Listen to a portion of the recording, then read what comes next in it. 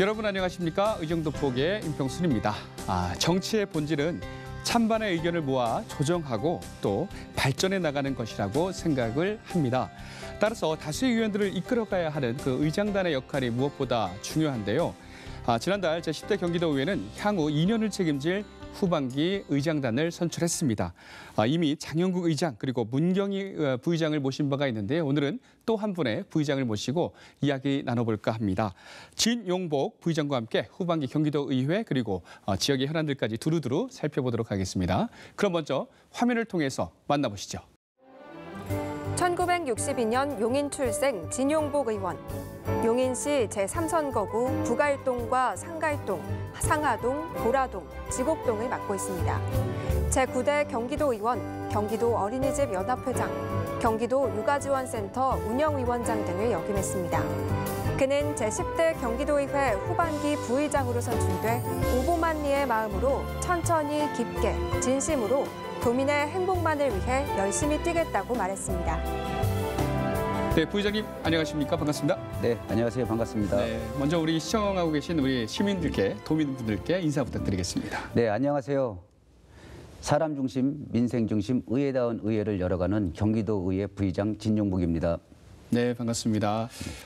부의장님, 2년 전인가요? 의정도포에 출연하시고 오랜만에 오셨어요? 네, 오랜만에 출연을 했습니다. 역시 사람 오랜만에 보면 더 반갑습니다. 네, 저도 그렇습니다. 네, 부의장으로서 이제 한 달 가까이 이제 지났는데 어떠세요? 지금 소감이 한마디로 표현한다면 어떻습니까? 지금 좀 책임감이 좀 무겁다라는 것을 느끼고 있습니다. 아직 제가 처음 해보는 직책이기 때문에. 네네. 또 재선 의원으로서 부의장으로 당선이 됐어요. 네. 인기가 많으신가 봐요. 비결이 뭡니까? 인기가 많다기보다는요. 아마 저희가 1370만 우리 도민들의 뜻에 네. 명령으로 저는 받아들이고 있고요. 네. 장영국 우리 의장님을 비롯한 141분의 의원님들과 함께 한마음 한뜻으로 의정활동의 그 생명수를 경기도의회라는 네. 그릇에 채워가서 다른 의회보다도 더 멋진 의회를 만드는데 아마 적임자라고 생각했기 때문에 좀 선출을 해줬다고 생각을 하고요. 네네네. 또 하나는 전반기에 제가 2년 동안 의회 운영위원장 역할을 하면서 의원님들의 의정활동을 어떻게 하면 더 편하고 네.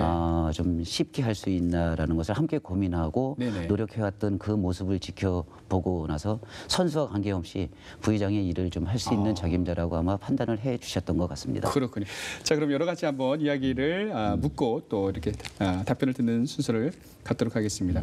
아무래도 가장 먼저 이 지방자치법에 대해서 답변을 듣고 싶습니다. 그 의장님께도 여쭤봤는데 또 전반기 의회 운영위원장도 계셨기 때문에 더 하실 이야기가 많으실 것 같아요. 네. 이제 국회 통과를 위해서 여러 가지 이제 준비를 하고 있을 텐데 20대 때는 통과가 안 됐잖아요. 네. 네. 어떻습니까, 우리 부의장님? 네. 네, 20대 때 꼭 통과되리라는 그 염원을 갖고 기다려왔는데 통과가 안 돼서 굉장히 아쉬움을 좀 우리 의원님들이 갖고 있었습니다. 네. 1991년도에 지방의회가 다시 부활을 하면서 언 30년이 다 되어 갑니다.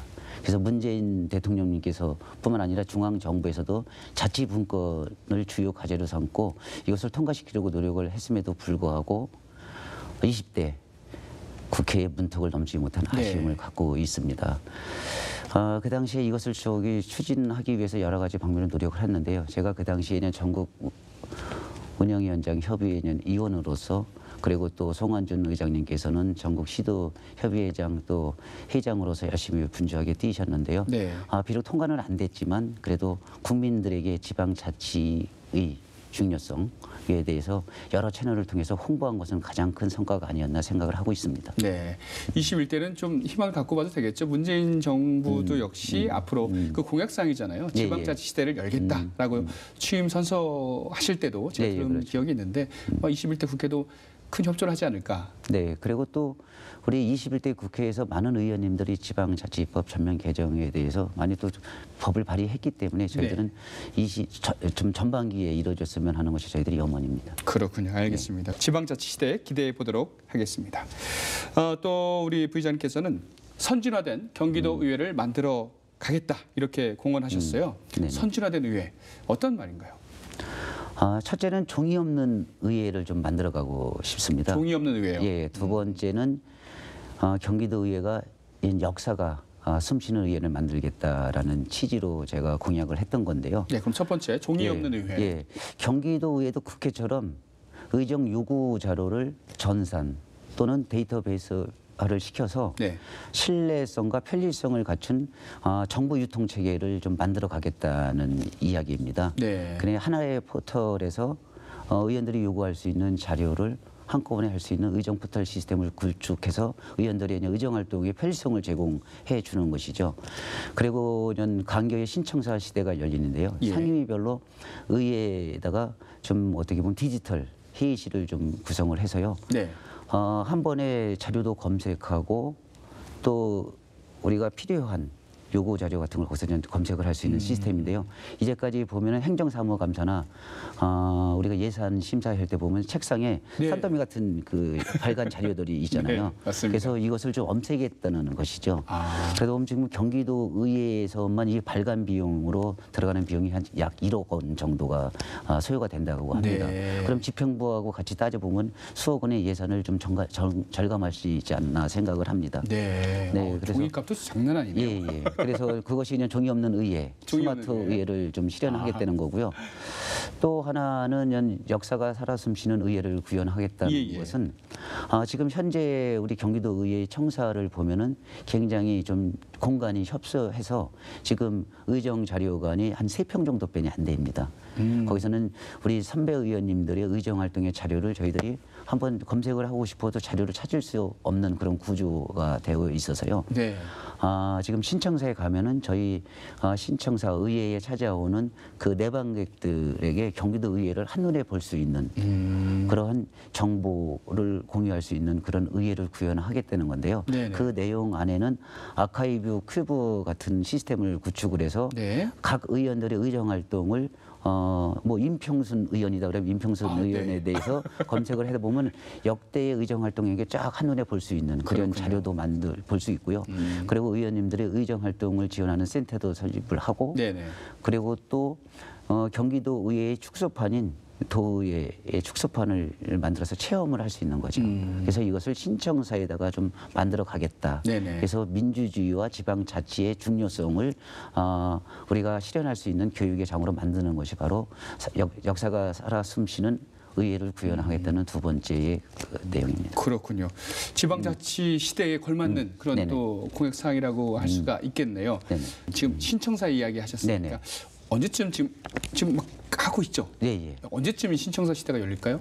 지금 내년 9월 정도를 저희가 계산을 하고 있는데요. 네네. 지금 그거는 굉장히 좀 공기가 좀 촉박하지 않을까 생각을 내년 9월. 합니다. 예, 네네. 빠르면 내년 9월 정도가 되고 빠르면요? 예, 예. 아니면 그 이듬해 초가 가능하지 않을까 생각을 하고 있습니다. 알겠습니다. 그러면은 임기 내에 그런 네. 꿈을 또 실현시킬 수 있는 네네. 그런 토대를 마련하고 있겠네요. 지금. 예, 예. 알겠습니다.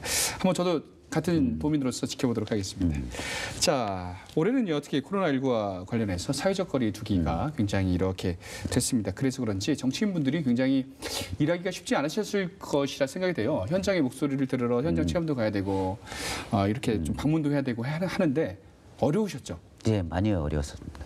그럼 어떤 좀 대안을 꾸려서 이렇게 민원도 듣고 좀 청취를 해야 되는데 또 네네. 의원 동료들끼리도 같이 잘 만나서 해야 되는데 어떻게 해요?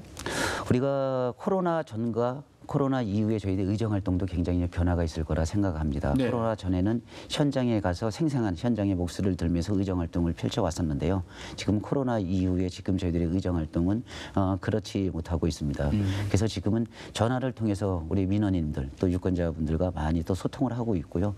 또 대면으로 꼭 만남이 필요할 때는 최소 인원들과 사회적 거리를 둬가면서 지금 민원 활동을 하고 있습니다. 저희 선출직들이 봤을 때는 현장에 답이 있지 않습니까? 네네. 그래서 선출직들은 현장에 있어야지 의정 활동일 때 좀 어떻게 왕성하게 할 수 있는 그런 네. 또 힘이 생깁니다. 그래서 저희들이 그러한 또 힘을 받기 위해서는 코로나 전국을 빨리 종료시킬 수 있도록 경기도 의회에서도 열심히 하겠습니다. 알겠습니다. 정답은 그거 같아요. 빨리 좀 네네. 코로나19가 좀 종식되기를 바라고요. 또 이 일정에 맞게 또 상황에 맞게 탄력적으로 운영해 나가시기를 바라겠습니다.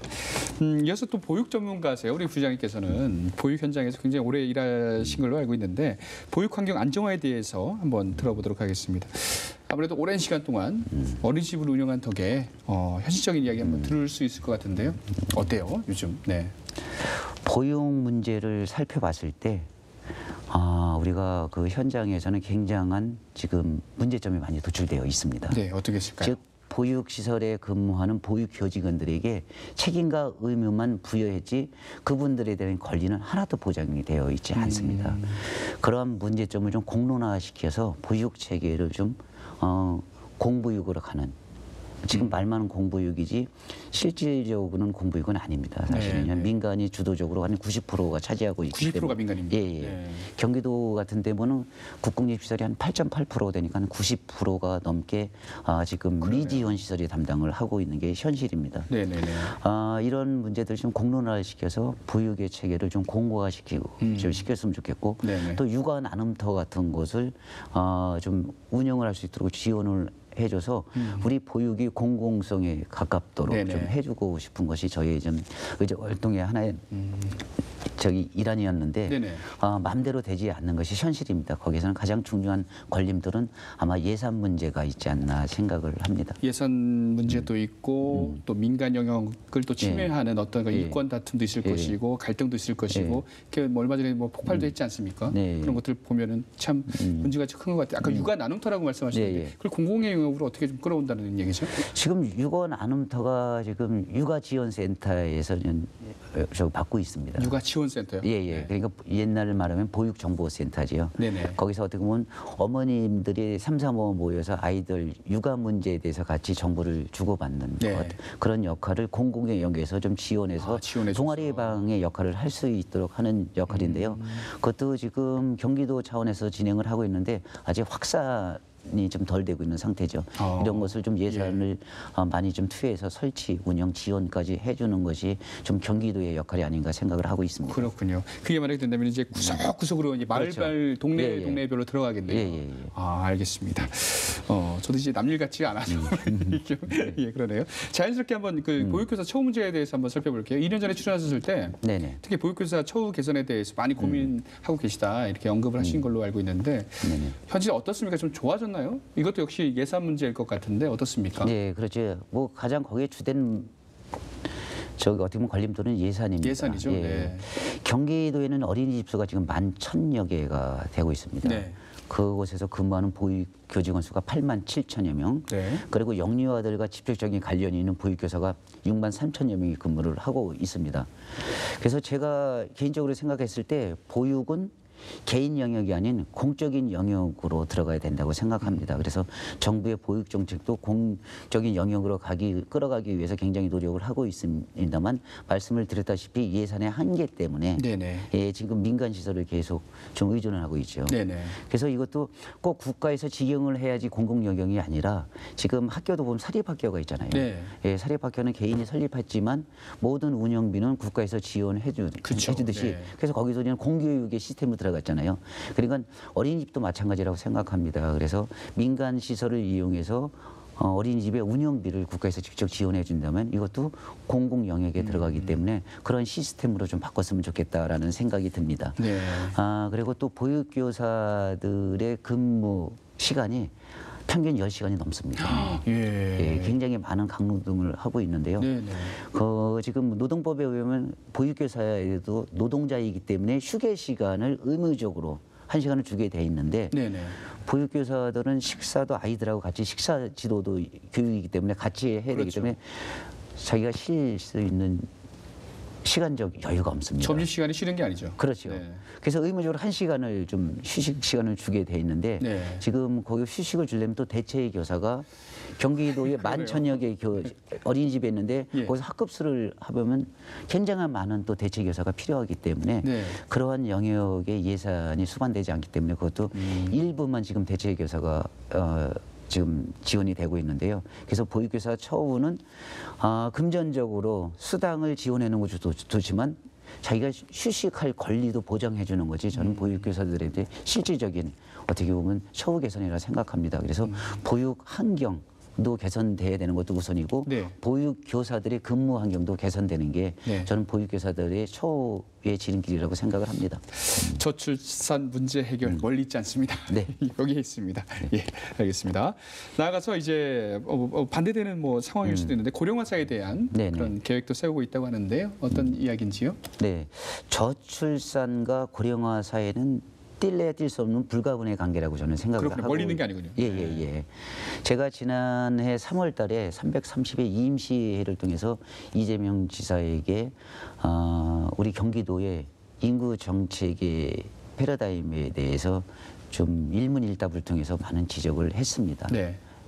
10년 앞도 내다보지 못하는 인구 정책, 그리고 인구 정책의 그 강력 자치단체, 그러니까 도지사께서 더 관심을 가져야 되는데 또 우리들이 먹고 사는 문제, 여러 가지 시험 문제이다 보니까 바로 눈앞에 보이는 그 현실 문제에 굉장히 많은 또 정책에 관심을 갖고 있잖아요. 어떻게 보면 인구 정책, 출산 문제 그런 거에 대해서는 아직 현실적으로 봤을 때는 그래도 이어나가니까. 네네. 그러나 지금 뭐 출산율을 봤을 때는 아주 절벽이잖아요. 그렇죠. 그것이 우리의 미래가 아닌 우리의 후세들에게 바로 다가올 문제인데도 불구하고 그거에 대해서는 관심이 정치권에서 관심을 갖되 전적으로 관심을 갖는 것은 덜하지 않나 생각을 합니다. 네. 그래서 그거에 대해서 지적을 한 바 있는데 지난 7월 달에 조직 개편을 통해서 경기도의 한 개의 팀인 인구 정책 팀을 3개 팀으로 인구 정책 담당관으로 승격을 시킨 게 전국 최초입니다. 네네. 예, 이것은 저는 좀 고무적인 일이라고 생각을 하고 있습니다. 그렇군요. 그러면은 한 개 부서가 담당하는 것을 세 개 네. 팀, 세 개 예. 팀이군요. 네네네. 세 개 팀이 관할하게 되면은 확실히 뭐 다양한 어떤 정책들이 나올 수가 있겠네요. 네네. 그래서 거기는 이건 뭐 인구 정책에서는 이건 저출산 문제가 되고 네네. 또는 고령화 사회에 대해서는 저는 가장 중요한 것이 노인 복지는 일자리라고 생각을 합니다. 네, 그렇죠. 예. 네. 저희가 지금 공직사회에도 61년생이면 내년에 퇴직을 하고 뭐 사회생활 뭐 대부분 50대 후 말이면 퇴직을 하는데 너무 젊으실 때. 예, 너무 젊었을 때, 예, 가장 자기가 갖고 있는 그 노하우를 좀 발휘도 못하고 그냥 네. 퇴직을 하는 그런 상황이 되잖아요. 네네네. 그래서 저는 우리 어르신들의 일자리가 가장 최고의 복지라고 생각을 하고 있습니다. 네. 그러면은 뭐 그런 팀에서나 어디에서나 그런 다양한 노인 복지를 위한 일자리들이 많이 이제 창출하게 되겠네요. 이제 경기도에서도. 경기도에서도 뭔가 관심을 연구하겠죠. 갖고 네.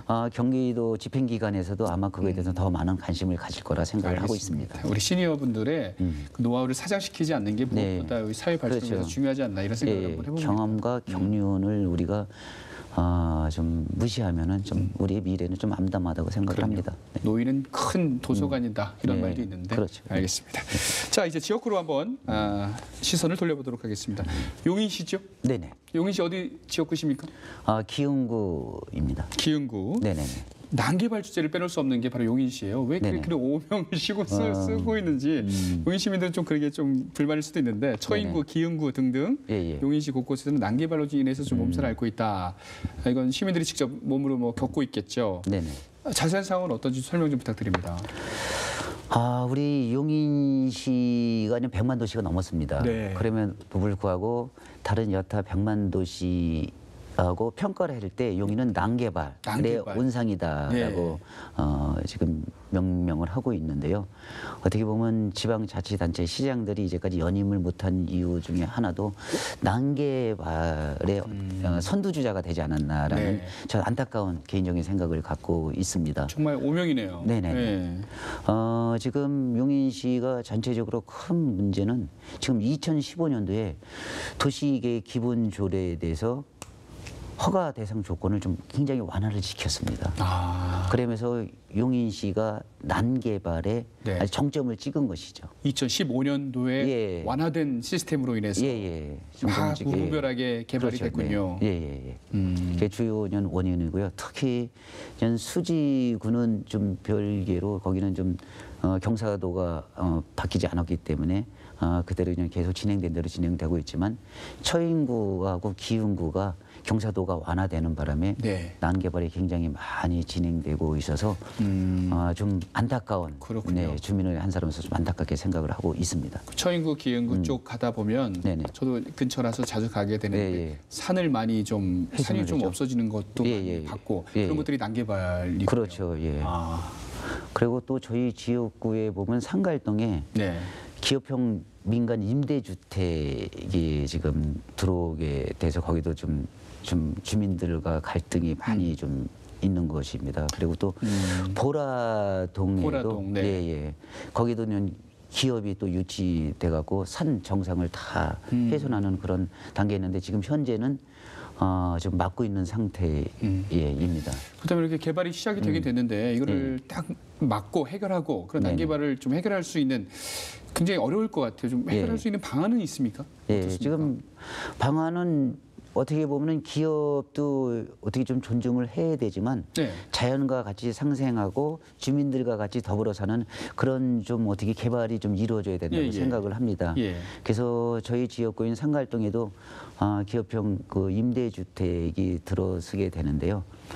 주민들이 지금 반발이 심해서 지금 아직 사업이 진행되고 있지 않는데 네. 만약에 그것이 꼭 필요하다면 주민들과 같이 소통을 통해서 네. 자연경관을 최소화로 훼손을 하는 단계에서 같이 주민들과 소통을 하면서 개발을 하면은 네. 아마 주민들도 그거에 대해서는 인정을 해주리라는 생각이 들고 있습니다. 일단 무조건 소통이 중요하네요. 네네. 지역 주민들과 함께 그렇죠. 예. 무분별하게 그냥 기업이 들어와서 땅을 파헤치고 건물을 짓는 것이 아니라 무엇보다 지역 주민들과 소통을 통해서 좀 해결해 나가야 된다. 정부에서도 이제 서울 뭐 그린벨트 해제 안 한다 이런 얘기 있는데 그건 네네. 다 뭐든지 미래 세대를 위한 그렇죠. 행동이잖아요. 예, 예. 용인시 지역도 미래 세대를 위해서 난개발이라는 좀 큰 산을 좀 넘어가기를 희망해 보도록 하겠습니다. 네네. 네. 자, 이 밖에 또 지역구나 아니면 경기도의회 관련돼서 해결하고 싶으신 뭐 현안이 있으시면 말씀해 주십시오. 경기도의회는 우리 지금 초선 의원님들께서 지금 의정 활동을 지금 열정적으로 정말 잘하고 계십니다. 초선 의원분들이 약 70% 정도 된다고 제가 들었는데 맞습니까? 네.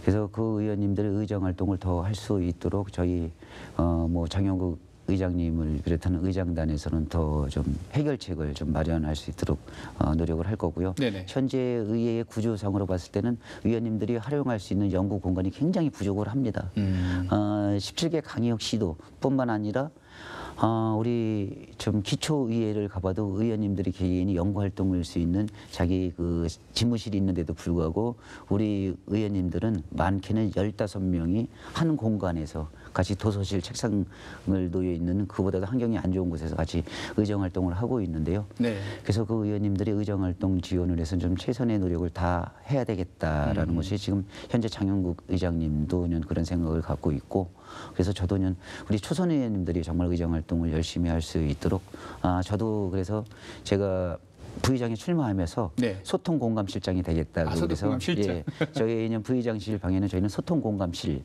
그래서 거기 의원들에게 회의 장소를 좀 개방을 좀 하려고 노력을 하고 있습니다. 알겠습니다. 네. 부의장님실 오셔서 열린 소통 공간이니까 많이 활용하시길 바랍니다. 네.